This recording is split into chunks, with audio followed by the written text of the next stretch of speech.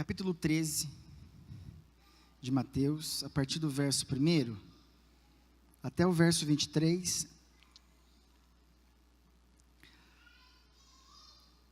Mateus, o evangelista Mateus, reserva esse capítulo para introduzir um pouco mais para frente do que outros evangelistas. Marcos, por exemplo, cita a mesma parábola, Lucas também, mas o faz um pouquinho antes de alguns acontecimentos. E Mateus, ele faz um pouco depois de alguns outros acontecimentos. E esses três livros, Mateus, Marcos e Lucas, são conhecidos como os livros sinóticos. Sin, junto, óticos, de ótica. Ver juntos. Eles viam, enxergavam a construção literária. Traz a ideia, traz um caráter, uma característica de olhar junto para a vida de Jesus e aplicar esses princípios, esses valores do reino em sua carta. Por isso que sinóticos são aqueles que enxergam juntos e que são muito parecidos. E eles, um copia do outro, vê o outro escrevendo e reproduz dentro da sua comunidade, dentro da perspectiva da sua comunidade. Mateus 13 é o início de uma série de 8 parábolas que Jesus começa a contar, e sem o entendimento dessa primeira, não tem como entender as outras que virão. Se você ver depois do verso 23, você pode contar aí, são 8, com essa, mais 7 parábolas, que Jesus se reserva apenas com os seus discípulos, não somente os discípulos 12, mas outros discípulos de fato. Porque a gente vai ver, no decorrer da pregação, da leitura do texto, que Jesus fala no primeiro momento com a multidão, mas depois ele é somente interrogado pelos seus discípulos, a respeito da parábola. Amém? Nesse mês, janeiro de 2019, e para esse ano, especialmente, nós temos como tema anual, permanecer, que traz a ideia de permanecer em mim e eu permanecerei em vós. Sem mim, nada podeis fazer. A ideia de permanecer em Jesus, nesse texto de João 15, ele cita e toma para si a responsabilidade de ser o quê? Ele pega uma figura, ele usa uma analogia de um elemento natural, que é a árvore, e diz para si mesmo que ele é o quê? Eu sou a videira verdadeira, e bem cuidada pelo Pai. E os ramos que estiverem ligados a essa videira, vão receber a vida dessa videira. Portanto, vão frutificar segundo a vida dessa videira, que é a vida de Cristo em nós, amém? O ano passado, e não faz muito tempo, eu estava indo para a escola, levando meu filho, Caleb, e eu estava falando alguma coisa dentro do carro. Ele perguntou: pai, o que é a vida cristã? Eu falei: filho, boa pergunta, e eu vou dizer para você, mas foi rápido, não pensei muito não. Eu falei: filho, vida cristã é a vida de Cristo dentro de mim. A vida cristã é uma vida de alguém chamado Cristo, que governa a minha vida. A vida cristã só pode ser vida cristã, genuinamente falando, quando o Cristo vive dentro de mim. Por isso Paulo diz: já não sou eu, mas quem vivo, mas Cristo vive em mim. Isso é vida cristã. Você deixa de viver a sua vida, os teus projetos, para viver o projeto de Deus em Cristo Jesus. Quem permanece em Cristo vai entrar em conflito com essa realidade. Porque agora, ligado à videira, eu vou receber informações do reino dos céus, de valores outros que vão entrar em conflito com os valores desse mundo. Por isso as crises que se instalam dentro da gente. Os conflitos, por isso que Jesus disse, e foi claro: no mundo tereis aflições. Ele está dizendo assim, essa é a realidade, porque haverá um conflito entre um reino que está vindo, dizendo para vocês que tem que ser dessa forma, e confrontando um reino diante de um reino, e confrontando esse mesmo reino que diz que esses são os valores que vocês têm que viver. E a nossa crise é essa. A vida cristã é esse embate a todos os momentos. Porque agora, às vezes eu entendo, às vezes eu compreendo, às vezes eu me submeto, às vezes eu obedeço, por isso sou livre das garras dessa escravidão, desses valores, desses princípios. Mas às vezes eu travo, eu não vou mais com Cristo, eu não consigo ir mais adiante, porque o meu coração está preso, enraizado, ou embaraçado. Por isso que a Bíblia fala em Hebreus, desembaraçando-nos de todo o pecado que tenazmente nos assedia. Tenaz, quem lembra de tenaz, lembra de cola, não é? Imagina, tenazmente nos assedia, é mais ainda, é uma cola super cola, mais que super bonder, eu acho. Imagina uma cola que assedia. Está dizendo sim, dos valores desse mundo, do pecado, da inclinação errada minha e sua, não fácil de receber a boa semente, que é a palavra de Deus. Por conta disso, é preciso ter a seguinte consciência na vida cristã: se você é um cristão genuíno, salvo Jesus Cristo, tenha certeza da salvação, sabe do que houve um antes e um depois na sua vida, então tenha certeza de que só haverá qualidade de vida para você. Isso não está isento de problemas, de sofrimentos e perseguições e tentações. Só haverá vida genuína para você se você permanecer em Cristo. Haverá vitória para você se você permanecer em Cristo. Caso contrário, você vai querer ser um ramo fora dessa videira, querendo produzir os frutos que você quer, os projetos que você quer, e você vai morrer. Porque uma brasa sozinha, um carvão sozinho, não tem como fazer o quê? Um churrasco. Não é verdade? Tem que ter muita brasa junto para queimar aquela picanha, não é verdade? Aquela fraldinha. E a gente entra num conflito de que precisa permanecer. Dentro desse tema anual, nós pastores, principalmente o pastor Jean, propôs nós iniciarmos uma série de mensagens em janeiro com o tema semeadura. Semeadura. A ideia da semeadura, speiros, de esperma, semente. A ideia de uma vida colocada dentro de um ambiente, uma vida que pode ser colocada dentro, introduzida dentro de um ambiente que pode gerar vida. Uma semente fora do ambiente dela, vamos pensar assim, ela não consegue produzir. Vamos pensar a princípio, aquelas que precisam ser ingressadas ou ingeridas, ou entrar no solo, para poder ter o contato e morrer. O próprio Jesus disse, né, se o trigo caindo na terra não morrer, não dá fruto. Mas caindo na terra e morrer, esse dá o quê? Muito fruto. E essa parábola traz a ideia exatamente de uma semeadura insistente pelo semeador, não desistente, mas insistente.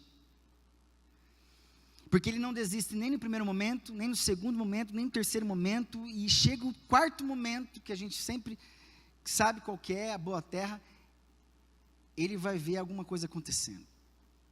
E esse trabalho de semeadura, primeiro, é de Deus, é de Cristo, é do Espírito Santo, mas também é fornecida, é comunicada, é também, como posso dizer, comissionada pela igreja. Junto com Deus, junto com Cristo, junto com o Espírito Santo, nós vamos entender que é preciso, permanecidos na videira, é preciso persistir nessa transmissão do Evangelho, nesse testemunho de vida de Cristo, da vida de Cristo em mim. Por isso uma vida cristã genuína é uma vida que naturalmente vai testemunhar a vida de Cristo, onde ela estiver, na fala, no comportamento, no pensamento, no andar, no pegar.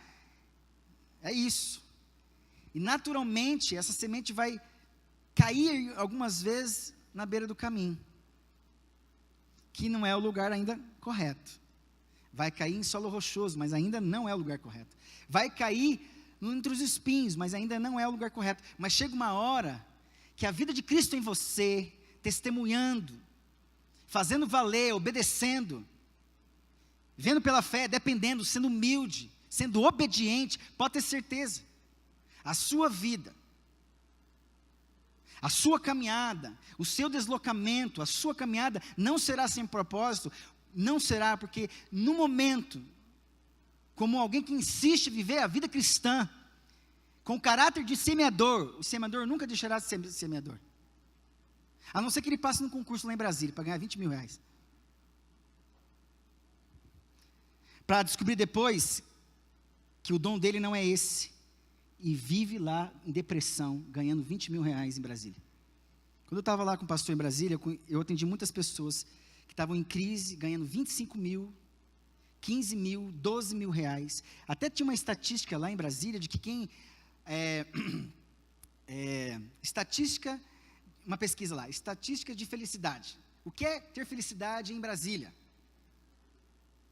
É ganhar pelo menos 12 mil reais. Aí eu falei para o conselho, estou triste. Brincadeira. E é nessa estatística, eles começaram a ver que como posso dizer, o paradigma aí, sei lá, o termômetro dessa felicidade era o dinheiro.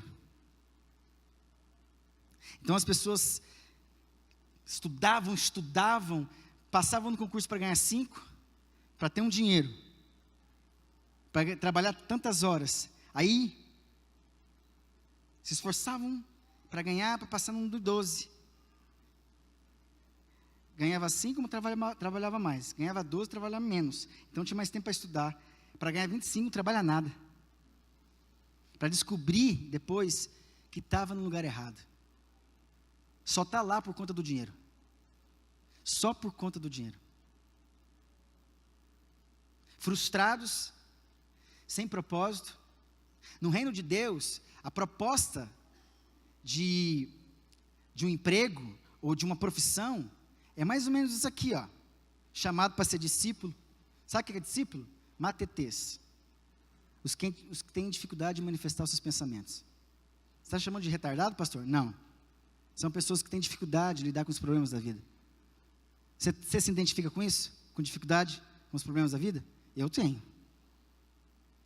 Para ser semeador, para ser pescador de homens. Que profissões são essas hoje? E a gente quer outras coisas que não seja a história, a vocação que Deus tem para a nossa vida. E a gente se frustra no meio do caminho. Porque a gente não entende que do alto vem uma outra mensagem com outros valores que vão entrar em choque com os valores desse mundo.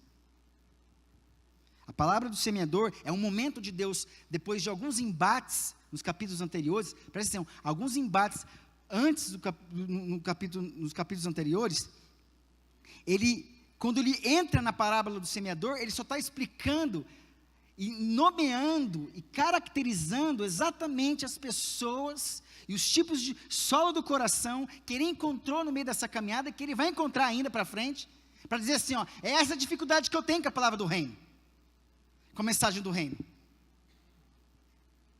Em outras palavras, estou dizendo, eu sou o semeador, mas também vocês vão ser o semeador, meus discípulos. Mas eu estou mostrando para vocês a dificuldade que eu tenho, mas também a insistência que eu tenho, e não a desistência que eu tenho, para ir, insistir, porque vai chegar uma hora, que essa mensagem do reino, vai cair num solo bom, num coração bom, amém? Leia comigo. Olha que interessante, essa parábola entra para explicar algo que muitos não entendem. Parábola, exatamente isso. Ela é necessária para não fazer entender. Até que alguém que não entendeu, mas quer entender, pergunta. Assim como alguém, quem é professor sabe o que estou falando.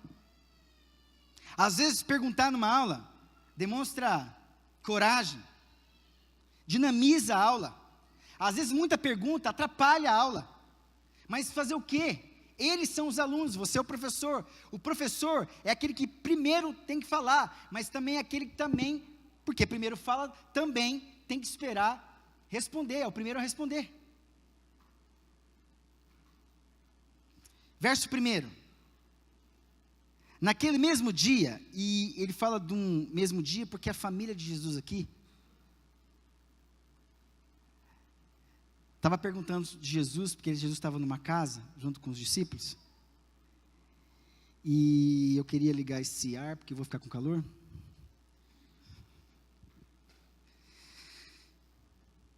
Em outro contexto, essa mesma família havia dito para os fariseus que Jesus estava fora de si.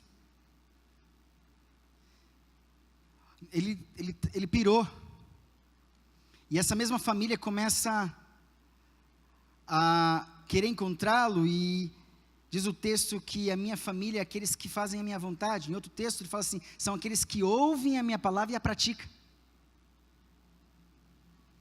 E ele está dizendo, preparando o texto justamente para dizer assim, que a parábola do semeador é para aqueles que vão ouvir e vão praticar a palavra. E ele mesmo, Jesus, ignora a sua própria família, nesse sentido. Não crer em mim. A incredulidade fecha a possibilidade de comunicação. A incredulidade, mesmo que seja da família de Jesus, atrapalhava a comunicação.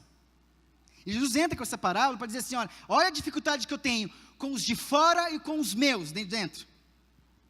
Olha como eu sou uma pedra de tropeço, eu sou a dificuldade, eu sou difícil de ser aceito. E Jesus começa a dizer agora, olha, o que eu vou dizer é difícil de entendimento, mas vai saber aqueles que perguntarem.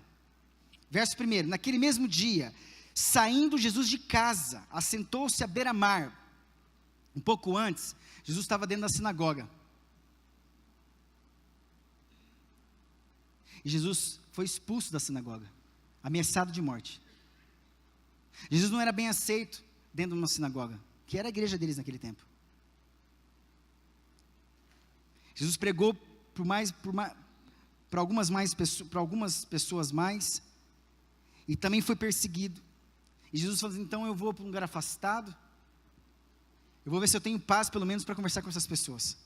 E ele saiu de casa, assentou-se à beira-mar, e Jesus faz da beira-mar o seu templo. E faz o seu púlpito, o barquinho. Olha só que interessante. As grandes multidões se reuniram perto dele, de modo que entrou num barco e se assentou. Toda a multidão estava em pé na praia. Essa palavra reuniram aqui significa sinagoga. A sinagoga, que era um templo específico, Jesus não poderia ir mais lá porque poderia ser perseguido e morto. Mas aqui, o princípio da sinagoga é reunir pessoas. Então, pode haver sinagoga aonde for, mesmo que não exista um templo. E aqui é uma ironia, talvez, aos fariseus, aos líderes religiosos, para dizer assim, olha, se vocês nos impedem de se reunir dentro da sinagoga de vocês, vocês não podem impedir que esse povo se reúne diante de mim. Se eu não posso entrar lá, eles vêm até mim, e eu sou pastor deles. Verso 3, e de muitas coisas lhe falou por parábolas, e dizia, eis que o semeador saiu a semear. E ao semear, uma parte caiu à beira do caminho, e vindo as aves, a comeram. Outra parte caiu no solo rochoso, onde a terra era pouca, e logo nasceu, visto não ser profunda a terra. Saindo, porém, o sol queimou, porque não tinha raiz e secou-se. Outra caiu entre os espinhos, e os espinhos cresceram e a sufocaram. Outra, enfim, caiu em boa terra, deu fruto, a 100, a 60 e a 30 por 1. Quem tem ouvidos para ouvir, ouça, presta atenção. Essa primeira parte, ele diz desta forma, de forma sucinta, para as multidões, correto? E nem todos da multidões eram os discípulos, correto? E ele fala de forma simples, rápida, concisa, parecendo não querer explicar muita coisa. De forma proposital, para não entender mesmo. Vocês vão até ouvir, mas não vão entender. Vão ver, mas não vão enxergar. Porque não ouvem e não entendem, não vão se converter, não serão salvos. É proposital. É para dizer assim, é isso, é essa dificuldade, é esse cenário que eu encontro como semeador de Deus. Trazendo a palavra, a semente do reino, eu encontro no meu trajeto esse cenário de pessoas que reagem à palavra, como aquelas que estão à beira do caminho, como aquelas que têm um coração rochoso, cheio de espinhos, mas uma hora eu encontro boa terra. O que eu não posso deixar de fazer é de semear. O que eu não posso deixar de fazer é de viver a vida cristã, de testemunhar, de persistir, de permanecer. Porque eu sei que alguma hora, em algum momento, essa semente do reino, essa vida do reino em mim, que é a vida de Cristo em mim, vai cair, vai testemunhar de forma poderosa, e haverá salvação na minha família, haverá salvação no meu trabalho, haverá salvação na minha faculdade, haverá salvação nas pessoas que estão do meu lado. Entendem isso? Essa tarefa hoje da semeadura é da igreja.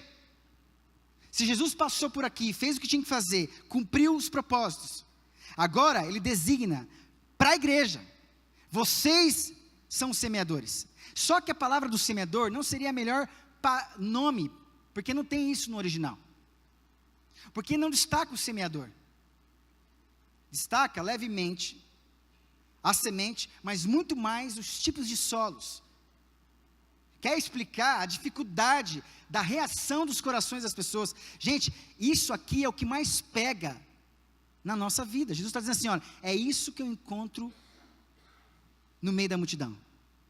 É isso que nós encontramos no meio da igreja. Pessoas que estão ouvindo, mas não entendem. Estão vendo, mas não estão enxergando. Para que não se convertam. Não gera fé. E não sejam salvas. Agora, eu sei, quem é aqui, que está à beira do caminho, solo rochoso, espinhos, eu tenho esse poder, para dizer assim, não, hoje eu quero pregar só para quem tem boa terra, sai metade da igreja.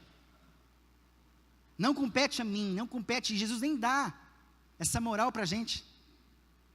Ele vai explicar isso nas outras parábolas posteriormente, que tem esse poder de separar joio e trigo, são os anjos. Mas aqui Jesus está dizendo assim, olha, eu preciso dizer da realidade que eu encontro diante das pessoas. As pessoas têm dificuldade de ouvir a minha palavra. Elas não aceitam porque é duro o meu discurso. É duro o meu discurso. Para receber a palavra, a semente do reino, você vai precisar negar a si mesmo, tomar minha cruz e me seguir. Por isso que ele fala, quem tem ouvidos, ouça. A palavra ouvidos no hebraico traz a ideia de ocean. Significa cortar sementes. Olha só que interessante. Jesus, o semeador, sai a semear o quê? Sementes. Quando você está ouvindo a minha voz aqui, pregando, você está escolhendo o que você quer ouvir, o que faz conexão com os teus problemas ou não. Muitas coisas que vocês vão ouvir aqui vai passar, esse é o grande problema. Que pode ser que as principais coisas não entrem no seu coração. A que pode mudar e transformar a sua vida. Ouvidos no hebraico significa ocean, significa colher sementes. Quem não tem ouvido não tem possibilidade de colher sementes. Ouve, vem para a igreja, mas não colhe a semente. E se colhe, fica à beira do caminho, fácil para qualquer outra pessoa que passa pelo caminho, pegar e ir embora.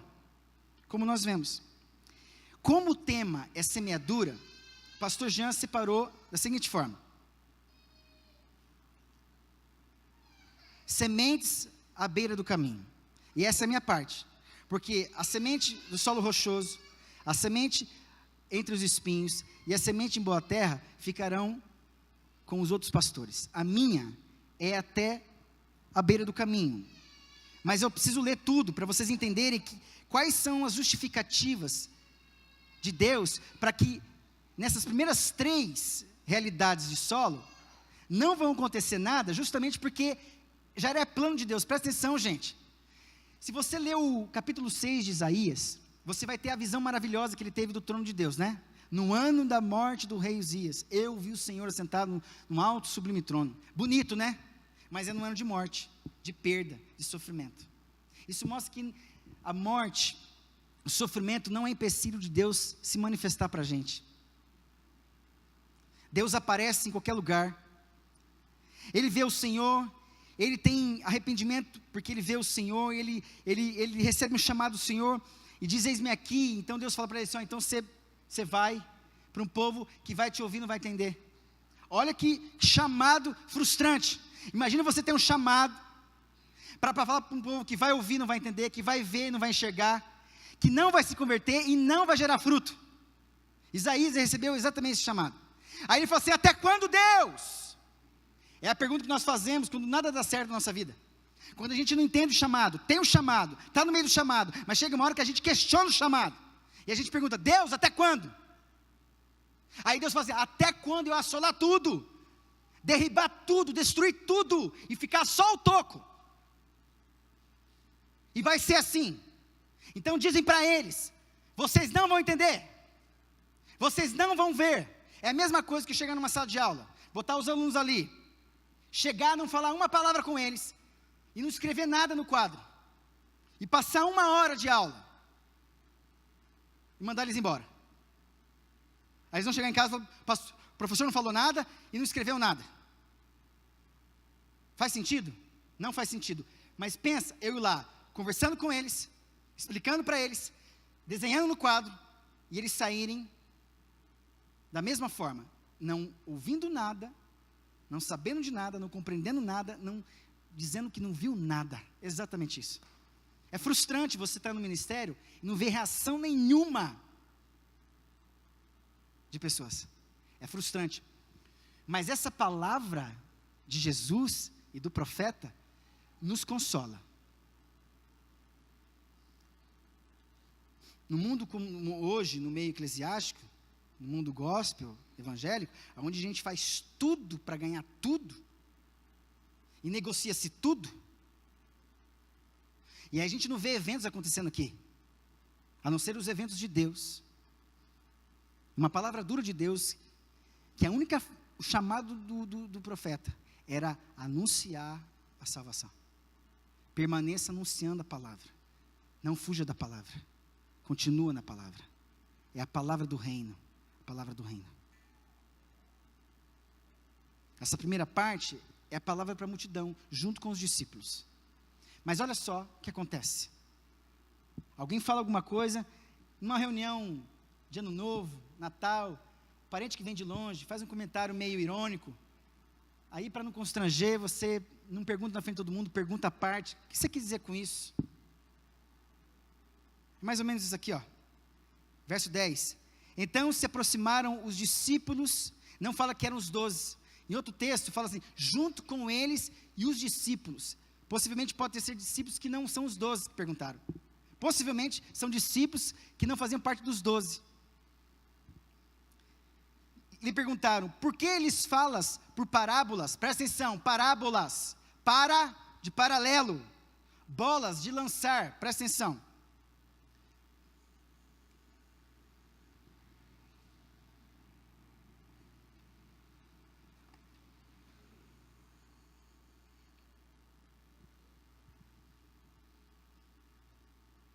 Isso é bola. Aquilo lá é uma esfera. Mas isso é bola.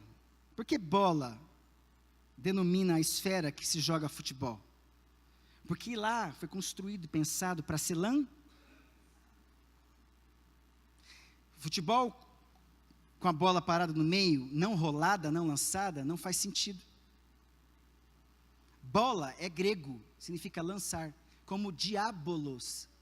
Diabo significa lançar através.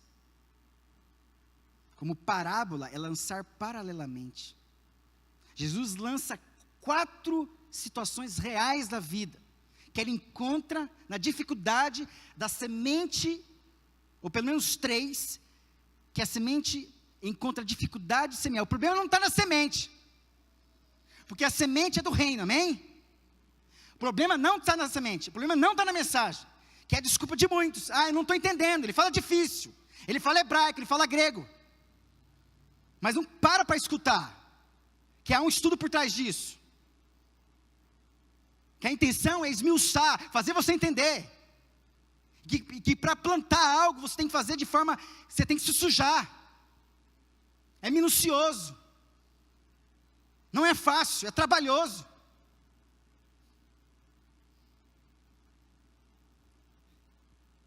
O problema não está na mensagem. Às vezes está. Não essa aqui, verdadeira não. Mas nos equívocos sobre ela.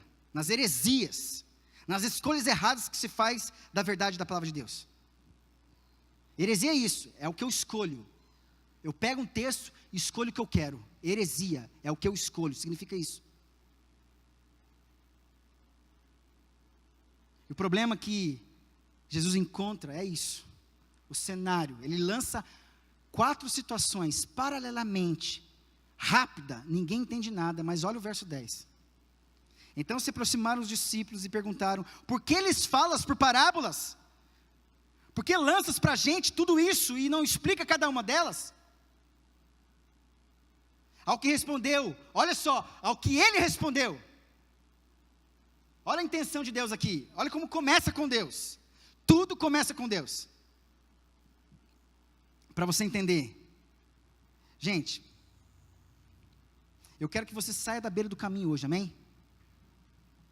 Que você não fique à beira do caminho. Que você abra o seu coração para receber a semente da palavra de Deus, amém? Não fique à beira do caminho. Fique com raiva de mim, mas não ouça a palavra de Deus. Sabia que as pessoas têm dificuldade de ouvir pessoas que não gostam? Sabia disso? Muitos não ouviam Jesus porque tinham ciúmes, inveja dele.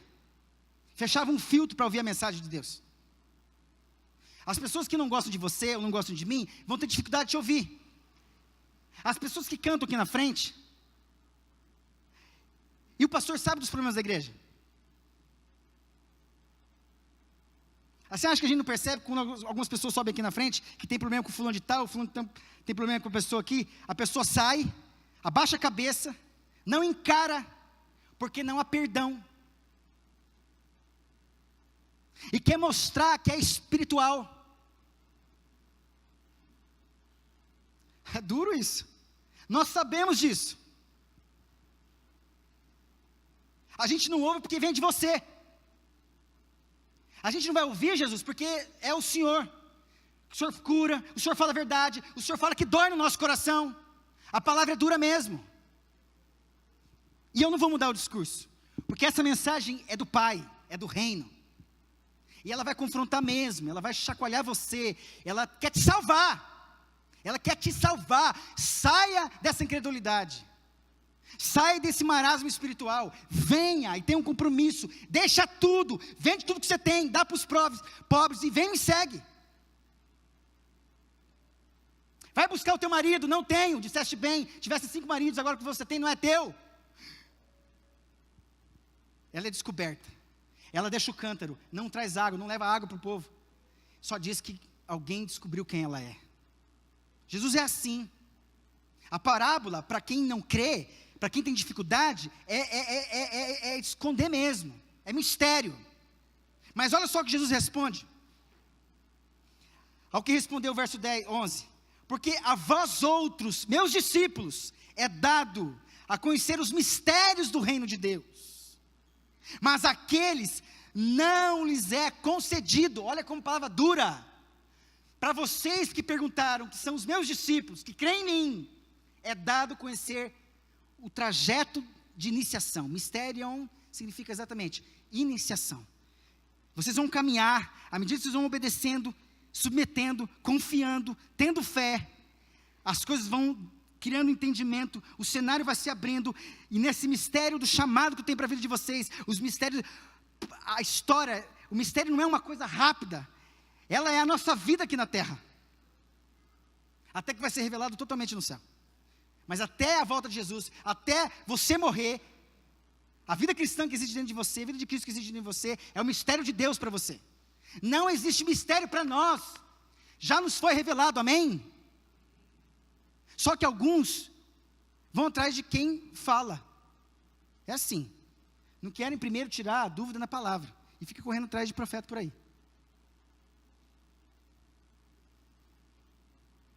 Perigo isso. Perigo isso. A dúvida é a Bíblia nos exorta, não despreze a profecia, mas provai-a. Ela fala isso. Se alguém profetizou sobre a tua vida, não duvide, mas prove pela palavra. Deixa a palavra ser o crivo, o prumo, se essa palavra provém de Deus ou não. Quem pergunta é quem quer saber. Quem pergunta porque tem dificuldade de pensar, não entende. Quem são os que perguntam? Os discípulos. O que eu falei que discípulo é? Aqueles que têm dificuldade de manifestar os seus pensamentos. São pessoas humildes, que reconhecem que não sabem de nada, não sabem nada sobre Deus. É a mesma coisa que Paulo falou, e Paulo era um erudito. Mas ele falou assim, porque eu aprendi a viver contente. A palavra aprendi, ele é matetês, discípulo. Eu aprendi coisas que eu não sabia sobre Deus. Só que no meio da igreja a gente encontra pessoas. Aí fora nós encontramos pessoas que acham que sabem de tudo. Se sabe tudo, por que não morre e vai para o céu? O que está fazendo sofrendo aqui embaixo? Quem sabe tudo é soberano. Vai para o céu. Não sabe nada. Precisa de Deus. Tem que ser humilde.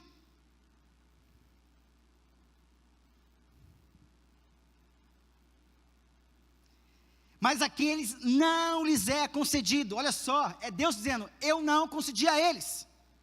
Mas pastor, eu estou até ouvindo o senhor falar isso, mas fica uma dúvida, eu sou esse?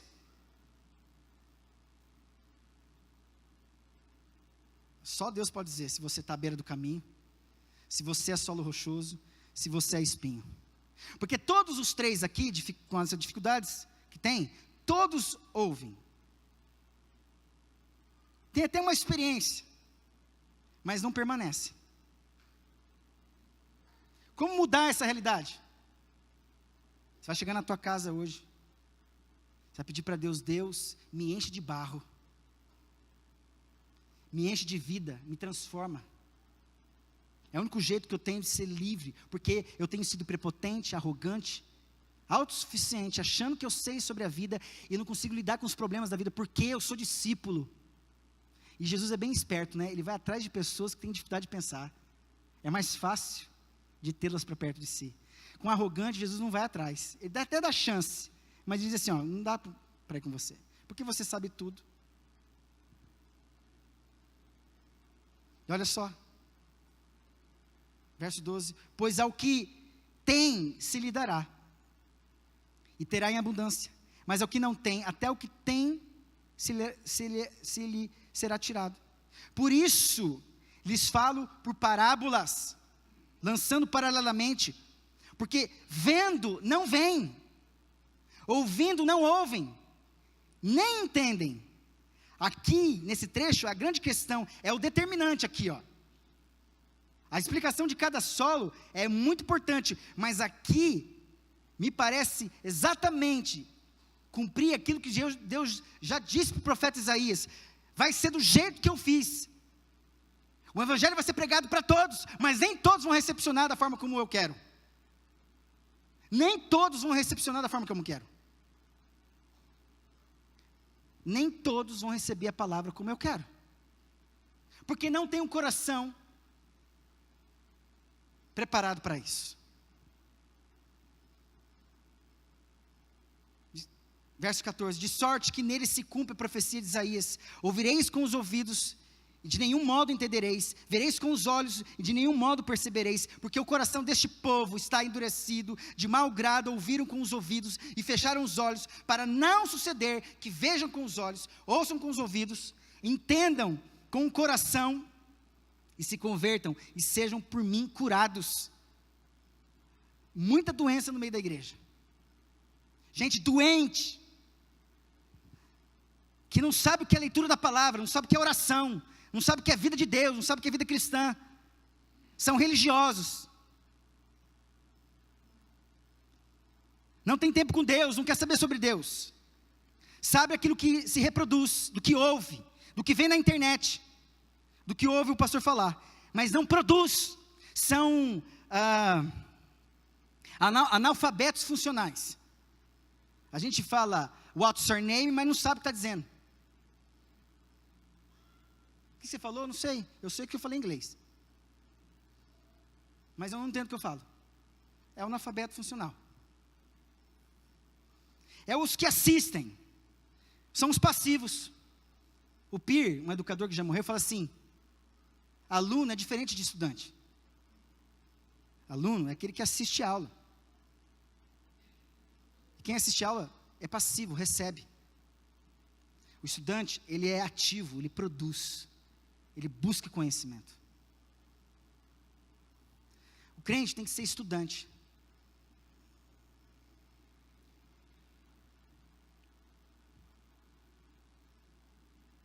Verso 16 diz assim: bem-aventurados, porém, os vossos olhos. Aí está dizendo dos discípulos, olha a diferença. Porque veem, os vossos ouvidos, porque ouvem, porque em verdade vos digo que muitos profetas justos desejaram ver o que vedes e não viram. Ouvir o que ouvis e não ouviram. Atendei vós, pois, a parábola do semeador. Agora, olha só, Jesus falou lá em cima, porque vos é dado a conhecer o mistério de Deus.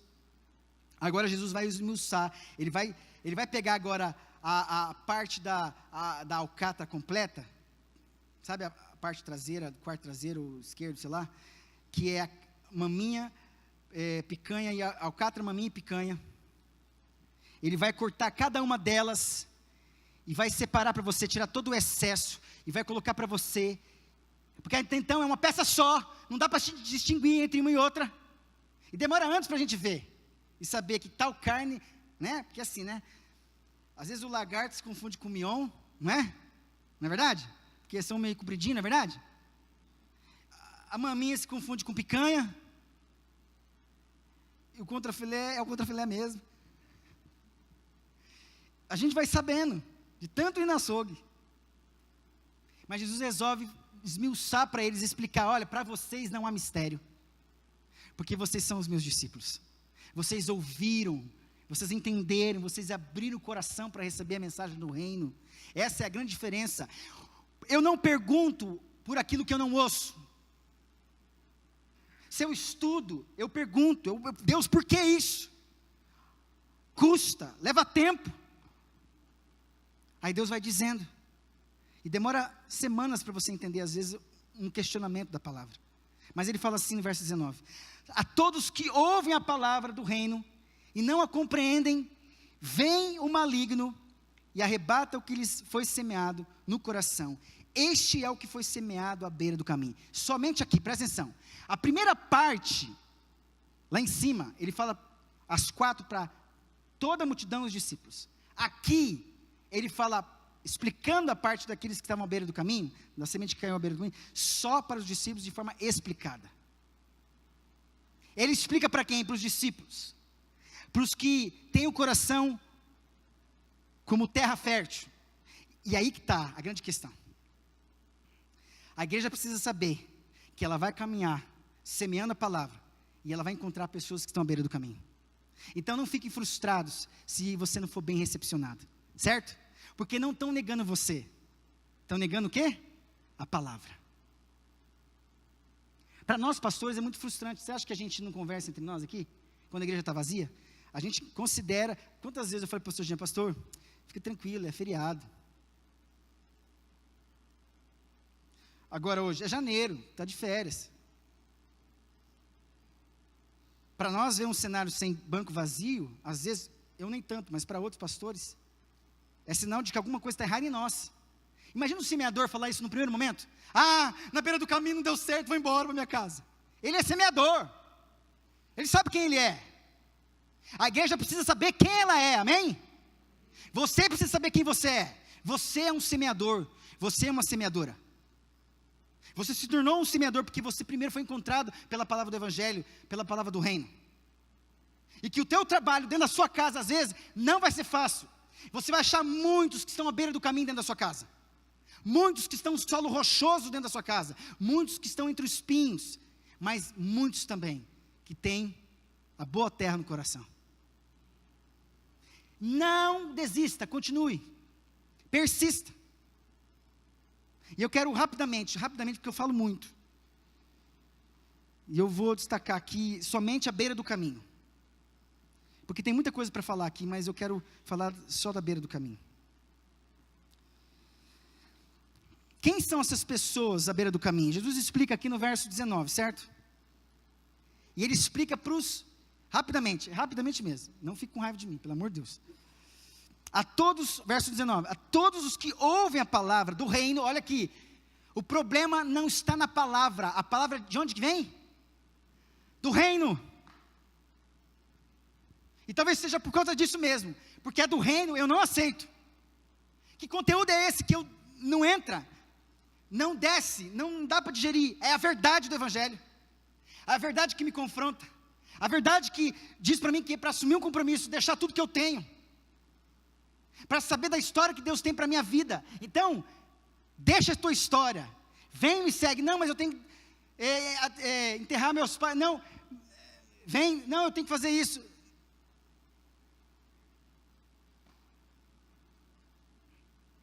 Quantas pessoas aqui receberam um chamado na adolescência, esqueceram dessa história, e estão aí, frustrados, tem uma boa família, tem dinheiro, mas não é feliz? Como é que você fala para um cara de 30 e poucos anos, que ele tem que deixar o trabalho dele de ganhar 25 mil reais, e ir embora para a terra dele, senão ele vai morrer, de depressão?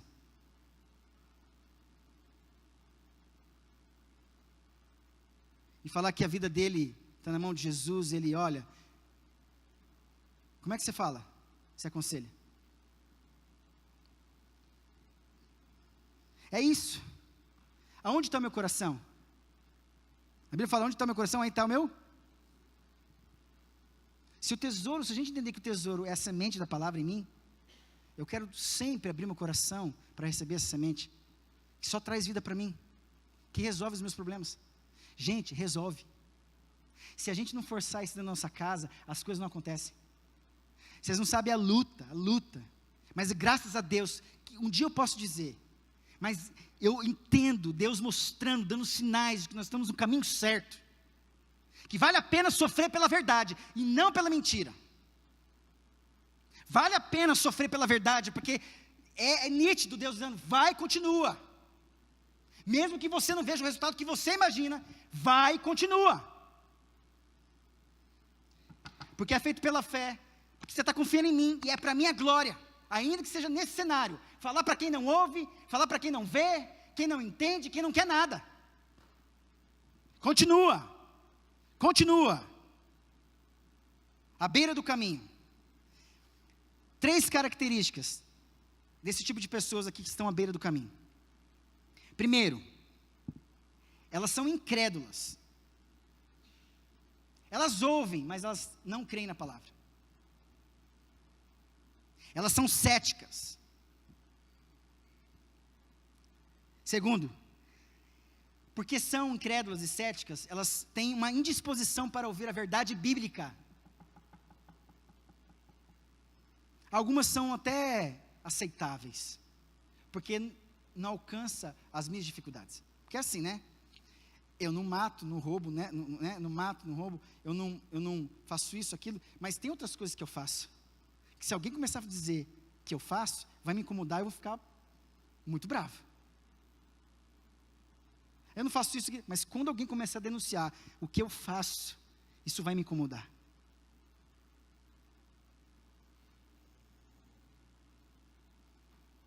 São orgulhosas, arrogantes e julgadoras. São 3 características: incrédulas e céticas, indisposição para ouvir a verdade bíblica, orgulhosas, arrogantes e julgadoras. À beira do caminho, desprezam a palavra. Sabe a ideia da beira do caminho aqui? Na praia, Jesus no barquinho entra na praia, então ele fica nas ondas ali, de frente com a multidão que está na praia. Atrás da multidão existia uma montanha, possivelmente, segundo o contexto, que existiam plantações, em alguns lugares de difícil acesso, iam caminhos sendo trilhados por animais e pessoas que eram pisados, certo? Quando se pisa muito numa terra, facilmente quando cai ali, fica igual o chão, a semente não cai. Nesse trabalho do semeador que saiu para semear, para jogar, aonde tem terra fofa, alguns caíram na beira do caminho, caiu um solo rochoso e caiu entre os espinhos, mas alguns caíram em boa terra, certo? Só que no meio do caminho passa animal, passa ave, passa tudo, passa o diabo, que tira a semente que você recebeu hoje aqui. Que a única coisa que resolve a tua vida hoje é a obediência. Deixa de pecar. Quem roubava não rouba mais, quem furtava não furta mais, quem adulterava não adultera mais, quem fazia tudo, deixa de fazer isso e começa a obedecer, você vai ver a mudança na tua vida. Exatamente, tem que ser radical, deixa de fazer, toma uma postura e obedeça.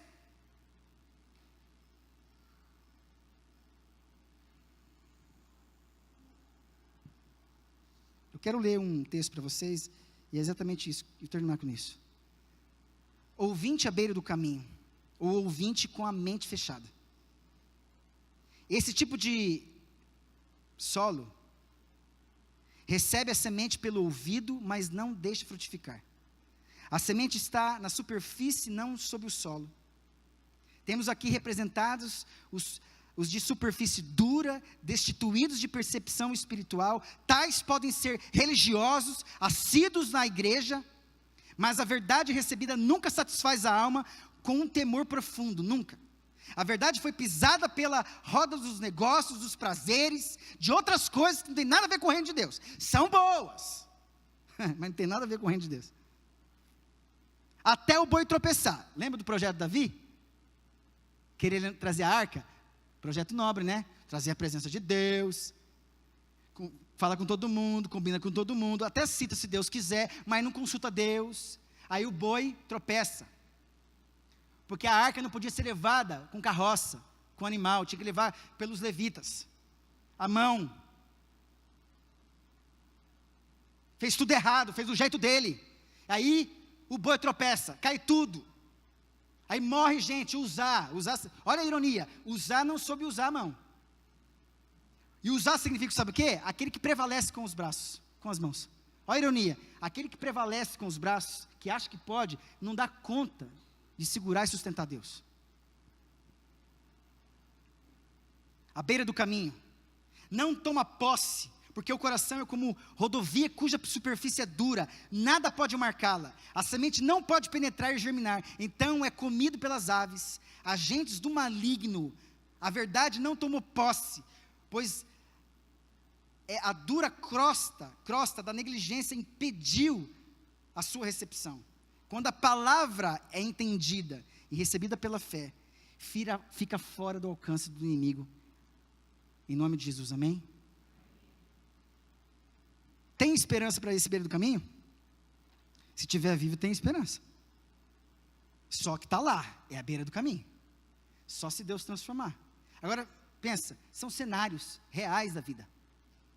Sempre vai ter o caminho que precisa ser pisado, que o semeador vai ter que passar. Sempre vai existir solo rochoso, e sempre vai existir espinhos, como sempre vai existir boa terra. Surdo, como sair do solo da surdez? Vou dar uma dica, busca a Deus em espírito e em verdade. Atende a voz do Espírito Santo. Humilha-se. Presta atenção, humilhar é humus, terra.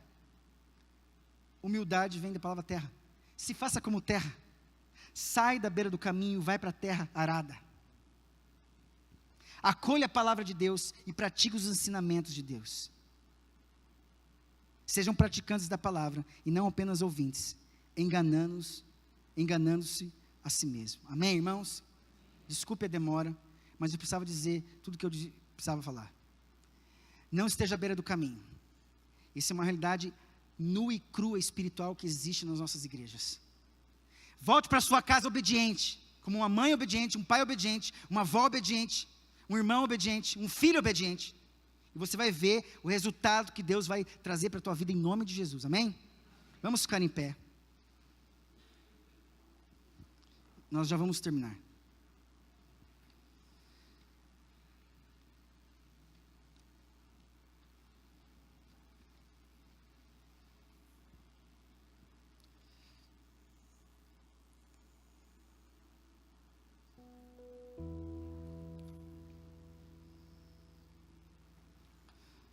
Eu gostaria de chamar as crianças aqui na frente, eu quero orar com elas. Todas as crianças.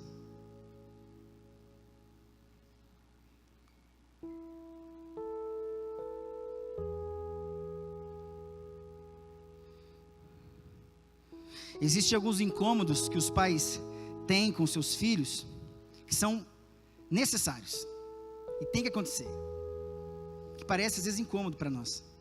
Tipo, teu filho não dorme enquanto você não vai orar com ele. Olha que coisa boa. Em casa é assim, 3. Às vezes eu tenho que resumir, vem todo mundo para um quarto, não ora já de forma atacada, e eles querem que a gente ore com eles um por um. E a gente tem que orar, e se não orar, eles não dormem. Olha que incômodo bom o teu filho chamar você, vem dormir, vem orar por mim, pai. Isso é de Deus.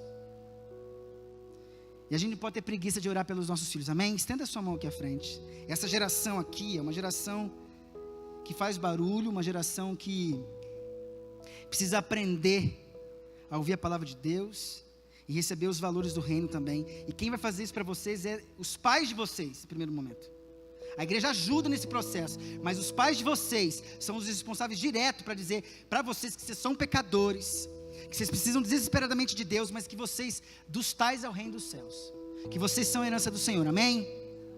Herança do Senhor. Feche os olhos. Pai bendito, obrigado por essa manhã, obrigado por esse domingo, obrigado pelo primeiro domingo desse ano, obrigado porque a gente quer começar diferente, começa diferente, devolvendo toda a honra e toda a glória para Ti. Reconhecendo, Pai, que, sim, a mesma palavra que foi pregada lá atrás, que um dia achou o solo fértil do meu coração, ela se mantém aqui dentro. Por isso, Pai, ela tem a possibilidade, ela vai, porque se ela é verdadeira, e ela é verdadeira, ela vai produzir em nós, em você, em eu, a 30, 60, 100 por 1. Nós seremos frutíferos, uma igreja frutífera, com a semente certa, com a vida certa, na videira certa. Deus, nós agradecemos o Senhor por esse domingo, por essa oportunidade de estar aqui reunido como igreja. Obrigado pelos louvores, obrigado pelas orações, obrigado, Pai, pela mensagem, obrigado, Pai, pela vida de cada família representada aqui, que veio, que se esforçou para ouvir essa palavra. Deus nos tira da beira do caminho. Deus nos tira da beira do caminho,